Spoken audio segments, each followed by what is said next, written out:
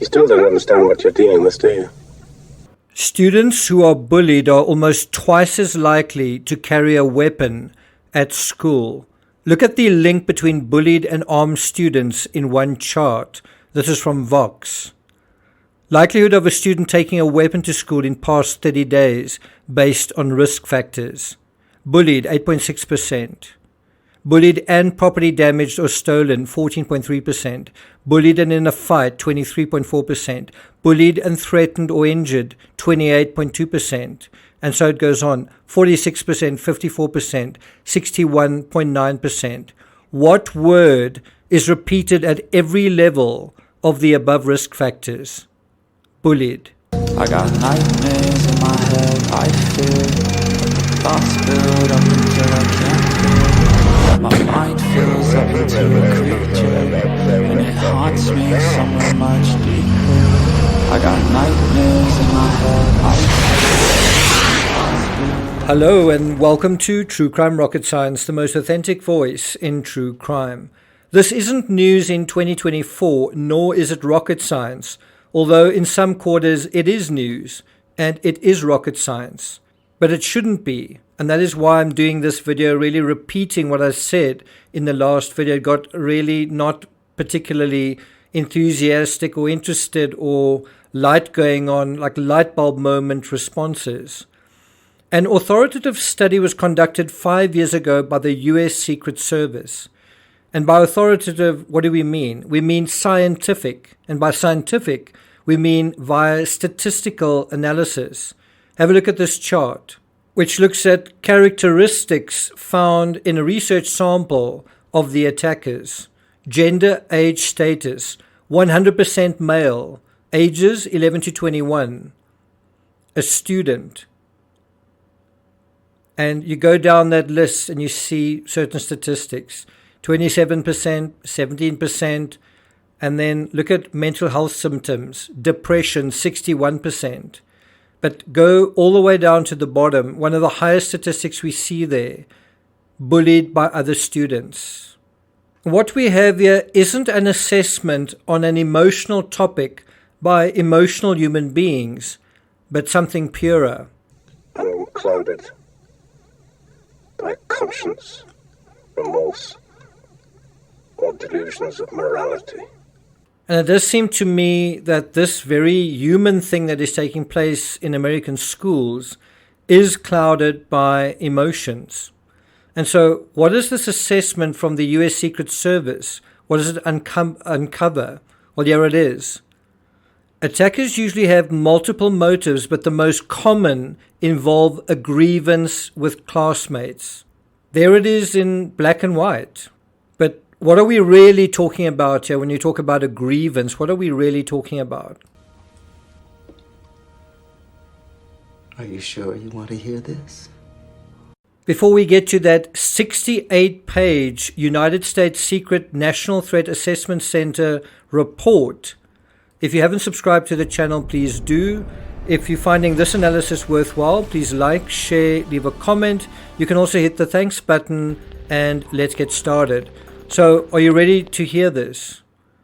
80% of those in the statistical sample were bullied by classmates, and 57% faced bullying that lasted for weeks, months, or years. The point is, none of this should be a surprise. The research into this area is a well-worn path, and the media and social media, schools and students, lawmakers and politicians need to wake up to the underlying issues instead of being confounded by motive every time that this happens. And one thing that I noticed covering this is looking at the journalists asking questions. That part, the bullying part, doesn't come up. It's not part of the questions. It should be. Because the underlying issue, without any doubt, is bullying. Have a look at this graph. Grievances, peers, related to bullying, staff, romantic, other, personal. Obviously, bullying is not the only underlying issue, but it is the prime underlying issue. It is the number one underlying issue. Hence the previous video, the number one clue we all missed. About 9 months ago, on January 10th this year, 2024, a website called K12 published an article, "Bullying is linked to these shootings. What do schools need to know?" So do you see, we already know the motive ahead of time. Before these things even happen, we know why. That is how cliched the statistical correlation has become. And that is also why it's asinine after it happens to go, we don't know why this happened. We already have a profile for why it happened. Now, according to the article, a new study from researchers at Cohen Children's Medical Center of New York found the correlation by looking at the 2011 Youth Risk Behavior Surveillance System from the Centers of Disease Control and Prevention and comparing reports of bullying with reports of carrying a weapon, including guns and knives. In my view, the bullying aspect ought to be the top priority when dealing with this issue, not one of the issues somewhere down a long list of priorities. I did see a recent article from MSNBC under the headline, "Parents Must Demand Answers on How to Prevent This Sort of Thing." And then the third recommendation was, ask your school leadership to explain how they proactively identify and address bullying. And then there's all this thing about there's available data that strongly suggests that bullying is a factor, and it references this U.S. Secret Service report. So even with that awareness, this priority was made third most important. No, it should be the most important priority, because prevention is better than cure. And besides being an area where people can have an immediate impact and a positive immediate influence, there are so many additional benefits as well. The foremost being, even without the specter of shooting incidents, we can build better individuals, healthier communities, better and healthier societies, starting in the classroom. The converse is we can begin the process of sending broken, injured, angry young people into a hostile world to fend for themselves. Which one would you rather want? Which world would you rather live in? Now, according to stopbullying.gov, bullied children are more likely to experience depression, anxiety, sadness, loneliness, loss of sleep, poor eating habits, worse academic performance, and even blank. And these issues can persist into adulthood. So even without the threat of weapons and violence, there are reasons for parents and teachers to keep an eye out for common signs of bullying. And then in terms of the literature from the U.S. Secret Service, it just goes into so much detail. All attackers experience social stresses. Social, that means stresses from other people around them, involving their relationships with peers and or romantic partners. Nearly every attacker experienced negative home life factors.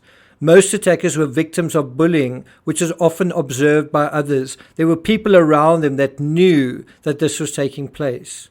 Most of the attackers were bullied by their classmates, and for over half of the attackers, the bullying appeared to be of a persistent pattern which lasted for weeks, months, or years. And so in a situation like that, there's no possible way people could say, oh, I didn't know that this was happening.